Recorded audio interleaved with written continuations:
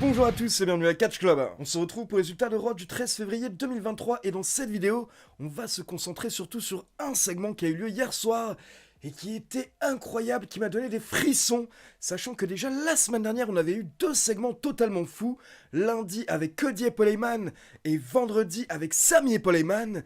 Et bien là, vous enlevez Paul Heyman, vous nous laissez Cody et Sami. Ils se sont retrouvés face à face hier soir dans le ring et encore une fois, ça nous a fait vibrer. Mais donc avant de passer aux résultats, je rappelle à tout le monde que Elimination Chamber a lieu ce week-end. Donc on se retrouve samedi soir à 20h en direct sur Twitch pour le live kick-off. Et ensuite, quelques heures plus tard, on se retrouve samedi soir dans la nuit de samedi à dimanche à 2h du matin heure française pour le live réaction Elimination Chamber. Je vous commenterai le pay-per-view en direct sur Twitch comme d'habitude. Et donc c'est parti, le show démarre avec Becky Lynch qui est dans le ring avec Adam Pearce. Donc on se demande pourquoi. Et là d'abord Becky Lynch nous rappelle qu'elle a battu Bayley la semaine dernière dans un cage match. Puis Becky Lynch nous dit qu'elle aime se battre pour mériter des choses. Et ce soir elle veut se battre pour mériter une place dans le Chamber Match féminin. Sauf que là forcément Becky est interrompue par Bayley et Bayley n'est pas d'accord car elle nous dit que Becky a triché la semaine dernière et elle a demandé à une Hall of Famer de faire tout le travail à sa place. Car pour rappel, la semaine dernière, Lita est intervenue pour aider Becky face à Damage Control. Et donc Bayley nous dit que c'est elle qui mérite une place dans le Chamber Match et au passage, elle nous rappelle qu'elle est une Grand Slam Champion. Et elle dit que c'est quelque chose que Becky Lynch ne connaît pas, elle ne sait pas ce que c'est. Mais là, Becky Lynch répond à Bayley que de son côté, elle a main eventé WrestleMania. Et ça, c'est quelque chose que Bayley ne connaît pas non plus. Mais attention, les deux catcheuses sont interrompues par la championne d'Europe, Bianca Belair, qui fait son entrée. Et Bianca Belair nous dit que si Bayley et Becky veulent l'affronter à WrestleMania, alors il faut qu'elle passe par elle. Et Adam Pearce apprécie beaucoup cette idée, comme quoi si vous voulez Bianca Belair à WrestleMania, eh bien d'abord il faut battre Bianca ce soir. Donc Adam Pearce nous book un match pour le main event avec Bianca Belair contre Becky Lynch contre Bayley. Et si Bianca ou Bayley remportent le match, eh bien elles sont ajoutées à Elimination Chamber. Donc potentiellement, on pourrait avoir un Chamber Match avec 7 catcheuses au lieu de 6. Mais par contre, pour info, si c'est Bianca qui remporte le main event, alors ni Bayley ni Becky ne seront ajoutés au Chamber Match. Ensuite, on passe en coulisses pour une petite interview de Judgment Day où Dominique nous précise au passage que Rhea Ripley n'est toujours pas là, elle est en tournée pour faire la promotion de son match à WrestleMania. Et derrière, on enchaîne avec Finn Balor et Damian Priest accompagnés par Dominique contre les Street Profits et forcément, Dominique est intervenu à la fin, donc ça a permis à Finn Balor de prendre l'avantage et de porter le coup de grâce pour la victoire. Mais attention, ce n'est pas terminé car après le match, Judgment Day continue d'attaquer les faces jusqu'à l'intervention de Edge. Edge qui fait son entrée avec Beth Phoenix, donc ça part en bagarre générale. Donc tout le monde est en train de se battre dans tous les sens et là on se retrouve avec Beth Phoenix et Dominique dans le ring. Beth Phoenix veut lui porter son finisher mais d'un coup, Rhea Ripley sort de nulle part. En fait, elle était présente à l'arène. Elle sauve Dominique et elle porte son finisher sur Beth Phoenix. Puis on enchaîne avec un autre gros segment, la signature de contrat entre Lesnar et Lashley. Donc d'abord, on a Lesnar qui fait son entrée pour rejoindre Adam Pearce dans le ring. Et directement, Lesnar ne veut pas prendre de temps, donc il prend le micro et il ordonne à Bobby Lashley de le rejoindre et de venir signer le contrat. Mais là, Bobby Lashley fait son entrée, sauf qu'il reste au niveau de l'entrée, il ramène une chaise et une autre table. Bobby Lashley ne veut pas rejoindre Lesnar dans le ring, Bobby Lashley veut faire ce qu'il veut selon ses propres termes. Et là, Bobby Lashley prend son temps et il nous explique que ce n'est pas le Brock Lesnar Show, ce n'est pas lui qui décide. Donc Lashley fait ce qu'il veut, sauf que Lesnar s'énerve et il dit à Lashley de signer tout de suite, sinon Lesnar va venir l'attaquer. Sauf que Bobby Lashley pense que Brock Lesnar n'a pas les balls de venir l'attaquer. Mais mesdames et messieurs, il ne faut pas remettre en question les balls de Brock Lesnar, c'est une grande erreur. Donc Lesnar sort du ring, il se dirige vers Lashley et là des membres de la sécurité interviennent. Mais Lesnar se débarrasse d'eux, puis là il se jette sur Bobby Lashley, mais Bobby Lashley effectue un surpassement. Et derrière il porte un spear sur Lesnar au niveau de la rampe d'entrée. Donc Lashley domine totalement le segment. Et derrière, il signe enfin le contrat pour Elimination Chamber. Mais ce qui est intéressant, c'est que le segment se termine avec la caméra qui nous montre Lesnar. Et certes, Lesnar est au sol, mais en même temps, il est en train de rire, il sourit. Lesnar aime la douleur et il sait que malgré ce spear, il va se venger ce samedi soir. Ensuite, on a Piper Niven qui a battu Michin Miaim en environ 3 minutes. Puis on passe en coulisses pour une interview de Baron Corbin, sauf que d'un coup, Cathy Kelly reçoit un message. La caméra retourne sur le ring et là on voit quelqu'un qui monte sur le ring avec une capuche. Et c'est Sami Zayn qui est présent à Raw. Il prend le micro directement pour nous dire qu'il veut parler à quelqu'un. Zayn nous dit qu'il a quelque chose à dire à quelqu'un. Et il ne sait pas s'il sera capable de le dire après Elimination Chamber. Donc il veut le voir tout de suite. Et il demande à Cody Rhodes de le rejoindre sur le ring. Donc la grosse pop de la foule, Cody fait son entrée.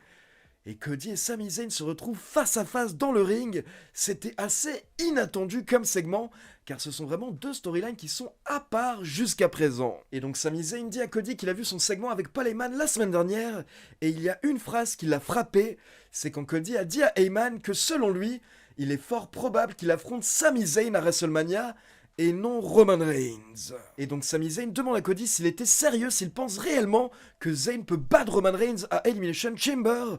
Ou est-ce que Cody a simplement dit ça pour faire plaisir à la foule? Et donc très sérieusement, Cody Rhodes répond à Sami Zayn que oui, il était sérieux, il pense que Sami Zayn peut battre Roman Reigns ce week-end à Elimination Chamber, et il pense que Sami Zayn peut aller à WrestleMania. Mais Cody nous dit que la vraie question, ce n'est pas si Cody y croit, la vraie question selon lui, c'est est-ce que Sami Zayn croit qu'il peut battre Roman Reigns? Et là, Sami Zayn prend son temps, il doute un peu, puis il dit à Cody, tu veux la vérité? Eh bien la vérité c'est que je ne sais pas, car j'ai passé ces derniers mois aux côtés de la Bloodline, et j'ai vu à quel point ils sont imbattables, ils sont intouchables, ils ont toujours un plan, ils ont toujours une solution, et Roman Reigns est vraiment aussi bon qu'il le prétend, il est vraiment en God Mode. Et donc Sami nous dit que ces derniers mois il a vu plein de superstars affronter Roman Reigns et tenter de le battre, des superstars beaucoup plus fortes que Sami Zayn, des superstars beaucoup plus grandes que Sami Zayn, mais aucune n'a réussi. Alors comment est-ce que Sami peut penser que lui, il va réussir à mettre fin au règne de près de 900 jours de Roman Reigns? Mais Sami Zayn continue et il s'emballe, il dit à Cody, écoute, si tu me demandes si j'y crois, alors oui, je crois que je peux battre Roman Reigns. Oui, je crois que je peux devenir le champion Undisputed. Et oui, je crois que je peux main eventer WrestleMania, car je suis obligé d'y croire. Car si je n'y crois pas, alors personne n'y croira, personne ne croira en moi. Mais si tu me demandes si samedi soir je vais quitter Montréal avec le titre Undisputed, eh bien je ne sais pas. Et là Cody est étonné, il regarde Sami Zayn et il lui dit « Tu ne sais pas? Vraiment? Pourtant tous les gens dans cette arène le savent. Tous les gens à Montréal le savent et ils seront là pour t'acclamer. » Puis Cody nous dit qu'il a également observé Roman Reigns ces derniers mois et vous pouvez parler de God Mode, mais God Mode au final ce n'est qu'une catchphrase qu'on met sur des t-shirts. Roman Reigns n'est pas un dieu, Roman Reigns est un homme comme les autres. Et Cody précise même qu'à l'heure actuelle c'est peut-être la première fois qu'il a des points faibles, car il y a des dissensions au sein de la Bloodline pour la première fois, et tout ça c'est grâce à Sami Zayn. C'est grâce à Sami Zayn si petit à petit, il y a des trous dans l'armure du chef tribal Roman Reigns. Et donc Cody nous dit que lui de son côté il a sa place pour WrestleMania, il a remporté le Royal Rumble, et à ce moment-là les commentateurs et Michael Cole ont gueulé que Cody doit finir son histoire. Il doit finir son histoire à WrestleMania. Mais là Cody s'emballe et il dit à Sami Zayn que toi aussi tu dois finir ton histoire ce samedi à Elimination Chamber en battant Roman Reigns. Et là c'était génial, la foule s'est emballée avec Cody Rhodes parce qu'au final cet angle est très compliqué, on a peur que les fans se retournent contre Cody. Mais au final, là, la WWE a tellement bien booké ce segment, parce que Cody, au fond, est le premier supporter de Sami Zayn, donc on peut pas en vouloir à Cody Rhodes. C'est pour ça que ce segment était tellement bien fait. Mais attention, ce n'est pas terminé, car à la fin, Cody redevient sérieux, on dirait même qu'il est un petit peu énervé, et il prévient Sami Zayn qu'il ne veut pas le voir à Raw lundi, parce qu'il préférait le voir à WrestleMania. Et donc le segment se termine avec Cody et Sami Zayn qui regardent tous les deux le logo de WrestleMania. Et là, les fans commencent à rêver. Est-ce qu'on pourrait avoir Cody Rhodes contre Sami Zayn à WrestleMania et au final ne pas avoir Roman Reigns dans le main event? Est-ce que c'est possible? Alors personnellement, je ne pense pas. Mais par contre, depuis hier, la WWE fait douter les fans et elle a planté cette petite graine, elle a planté cette petite idée par rapport à ce match dans nos têtes. Donc c'est tellement bien joué de la part de la fédération et ça ajoute encore plus de suspense à Elimination Chamber ce week-end. Donc vraiment, c'est un pay-per-view à ne pas manquer. Mais vraiment, j'ai adoré cette dynamique avec deux types qui en soi ne s'en veulent pas et qui ont chacun une histoire à terminer. Et du coup, en fait, ils se soutiennent et limite, ils veulent s'affronter à WrestleMania. Ce qui fait que, comme je vous l'ai dit, en fait, hier soir, la WWE a tout fait pour protéger Cody, pour éviter que les fans se retournent contre Cody, parce que les fans préfèrent un petit peu Sami Zayn, en tout cas certains des fans. Et du coup, là, au final, on adore tous les deux, j'ai l'impression. Ensuite, on a un petit segment coulisses où on retrouve Carmella, Nikki Cross et Asuka. Mais surtout, on a Candice LeRae qui va voir Nikki Cross et qui lui demande pourquoi est-ce qu'elle la suit depuis des semaines, que ce soit dans l'arène mais également à l'aéroport, etc. Sauf que Nikki Cross ne répond pas, elle se met à rire et elle se casse. Donc Candice LeRae ne comprend toujours pas. Puis on retrouve Baron Corbin qui avait été interrompu, donc forcément il est énervé. Il demande si cette fois-ci c'est bon, on a du temps pour lui. Et ensuite il nous parle de JBL qui l'a abandonné la semaine dernière. Et il nous dit qu'il n'a pas besoin de JBL, JBL est un vieux schnock qui le tirait vers le bas. Puis Baron Corbin se plaint en disant qu'il aurait sûrement remporté le Royal Rumble s'il n'avait pas été attaqué par Brock Lesnar. Puis il se plaint également par rapport à Cody Rhodes et il dit que la WWE offre tout à Cody Rhodes. Cody a fait son entrée en numéro 30 et donc il a pu gagner facilement. Et là Corbin se plaint, il dit qu'il n'en peut plus de Cody, il le déteste, il ne le supporte pas, que ce soit lui, son frère et même son père. Sauf que le problème c'est que Corbin ne savait pas que Cody Rhodes était juste derrière lui, il revenait de son segment avec Sami Zayn. Et donc à la base Cody n'intervient pas quand il entend les critiques de Corbin. Mais par contre quand Corbin critique Dusty Rhodes, le papa de Cody, à ce moment-là Cody pète un câble, il attaque Corbin, puis il le tire jusqu'au ring, et là il demande à un arbitre de les rejoindre car Cody veut affronter Corbin tout de suite. Et donc là on a eu un Cody enragé qui a détruit Corbin et au bout de 2 minutes, il lui a apporté le Crossroads pour la victoire. Donc très très bonne victoire pour Cody Rhodes, et à côté de ça s'il vous plaît, tentez de renouveler Corbin d'une manière ou d'une autre. Ensuite, on a eu un match avec les catcheuses qui vont s'affronter dans le Elimination Chamber.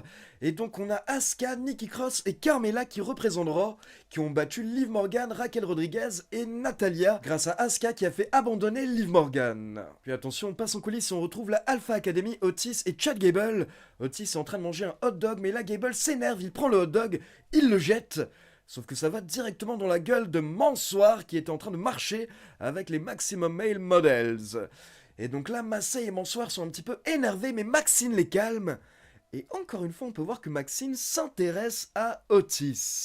Maxine Dupri explique que les Triple M sont en train de chercher le prochain visage et le prochain physique de leur nouvelle campagne. Et là, Chad Gable pense que c'est pour lui, mais non. Maxine Dupri est intéressée par Otis. Donc Maxine Dupri laisse sa carte à Otis qui avait l'air potentiellement intéressé. Ensuite, on enchaîne avec Bronson Reed qui a battu Mustafa Ali en environ 3 minutes avec le Tsunami Splash. Puis on enchaîne avec Miss TV et l'invité de The Miz, et Seth freaking Rollins, qui a fait son entrée hier soir avec les fameuses Big Red Boots. Et donc là, on a eu un sujet de conversation, c'était Logan Paul.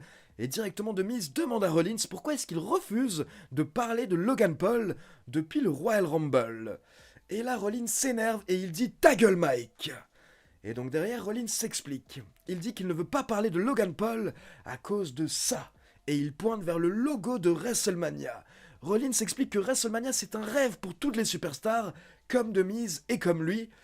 Et Rollins rêvait de main eventer WrestleMania cette année. Mais Logan Paul a été égoïste, Logan Paul n'en a rien à faire des rêves des autres, et il a enlevé ce rêve à Rollins. Et Rollins explique que ça l'énerve parce que toutes les superstars et lui sont ici parce qu'ils aiment ça, ils sont ici par passion pour le catch, alors que Logan Paul est uniquement là pour la notoriété, pour profiter et pour se faire de l'argent, pour se remplir les poches. Donc Rollins nous dit qu'il n'aime pas parler de Logan Paul car Logan Paul ne mérite pas que Seth Rollins prononce son nom. Mais là, The Miz dit à Rollins qu'il a simplement l'air d'être un petit peu jaloux. Donc forcément, les deux catcheurs commencent à s'énerver, une bagarre explose.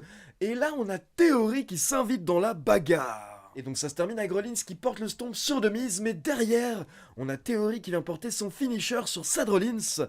Puis il s'agenouille à côté de lui et il dit à Rollins « Tu es le passé et je suis le présent ». Puis attention, on passe en coulisses et on a Elias qui va voir Rick Boogs. Rick Boogs, comme d'habitude, qui est sur chaud. Et Elias nous dit que depuis que Rick Boogs est de retour, il y a beaucoup de personnes qui font des comparaisons entre les deux superstars. Et donc, qui sait, Elias est potentiellement ouvert à faire équipe avec Rick Boogs un jour. Et là, on peut voir que ça hype Rick Boogs. Et petite précision également, pendant ce segment, on pouvait voir à l'arrière-plan MVP qui est en train de discuter une nouvelle fois avec Cedric Alexander et Shelton Benjamin. Donc bon, je sais pas de quoi ils parlent ces trois-là, mais ils discutent beaucoup. Et là, on retourne sur le ring et The Miz est KO, sauf que le problème, c'est que The Miz a un match qui est prévu face à Rick Boogs. Donc Rick Boogs fait son entrée, The Miz ne peut rien faire, et Rick Boogs remporte facilement le match en moins de 2 minutes avec un énorme power slam. Ensuite, on passe dans le bureau de Adam Pearce et encore une fois, on a Chelsea Green qui est en train de se plaindre et Adam Pearce n'en peut plus. Puis on enchaîne avec le main event, Bianca Belair contre Becky contre Bayley. Et donc pour rappel, si Becky remporte le match, elle est ajoutée au Chamber Match ce week-end. Si Bayley remporte le match, c'est elle qui est ajoutée au Chamber Match ce week-end. Par contre, si Bianca remporte le match, alors ni Becky ni Bayley ne sont ajoutés au Chamber Match ce week-end. Et donc là on a eu double dose d'intervention, car à la fin on a Damage Control qui ont tenté d'intervenir pour aider Bayley, mais ensuite vous avez également toutes les catcheuses qui sont prévues pour le Chamber Match féminin, qui sont également venues se battre autour du ring. Donc bagarre générale, et pendant ce temps on a Bianca Belair qui prend Becky Lynch sur ses épaules, et elle porte un KOD à Becky sur Bayley. Et derrière, Bianca Belair n'a plus qu'à effectuer le tombé pour la victoire. Donc Bianca Belair remporte le match, ce qui veut dire que ni Becky ni Bayley n'iront à Elimination Chamber. Et à la fin du show, on peut voir Bayley et Becky qui sont dégoûtées, car elles se rendent compte qu'elles ont de moins en moins de chances d'être sur la carte de WrestleMania. Donc lors des prochaines semaines, il faut que Becky et Bayley trouvent une solution afin de ne pas rater le plus grand show de l'année. Donc voilà, c'est tout pour les résultats de Raw, et maintenant comme d'habitude c'est à vous. N'hésitez pas à me laisser vos avis dans les commentaires, et comme d'habitude, n'oubliez pas de liker la vidéo, de vous abonner à la chaîne et de cliquer sur la petite cloche pour être informé de la sortie des prochaines vidéos. Ciao tout le monde!